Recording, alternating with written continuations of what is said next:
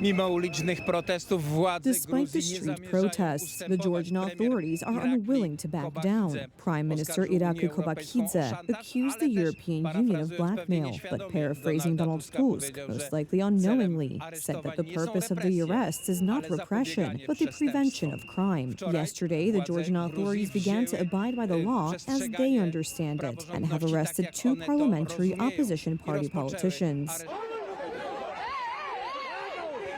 Head of the opposition Coalition for Change party, was detained by the police. The footage shows the politician losing consciousness, possibly as a result of a beating. He was then led by his arms and legs and dragged into a police car.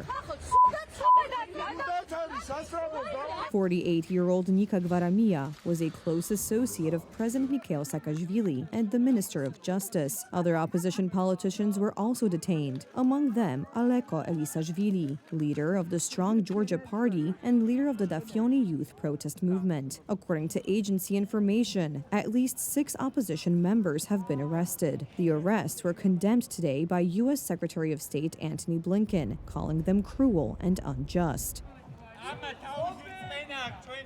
The protests have been going on for a week. They are mainly attended by 20 and 30-year-olds who are horrified that their country is abandoning its pro-Western course. And 2 days ago, I got chased at 4 a.m. with from like a little on an alley.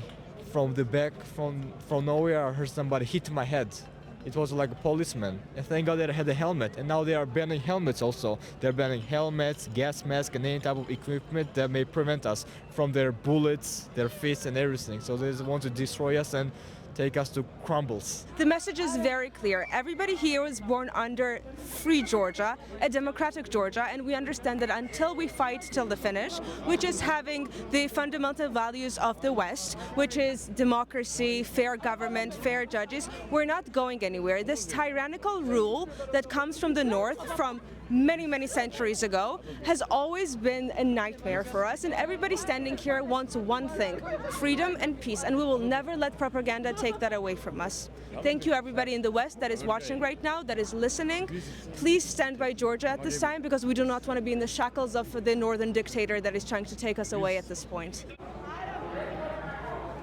On Tuesday night, police launched an assault on the protesters, but the demonstrations did not stop. Demonstrators covered the walls of the building with inscriptions vilifying both those in power and their Moscow allies. In addition to uncensored shouts, there were also improvised bonfires. All this increasingly resembling the atmosphere of Kiev's Maidan a decade ago.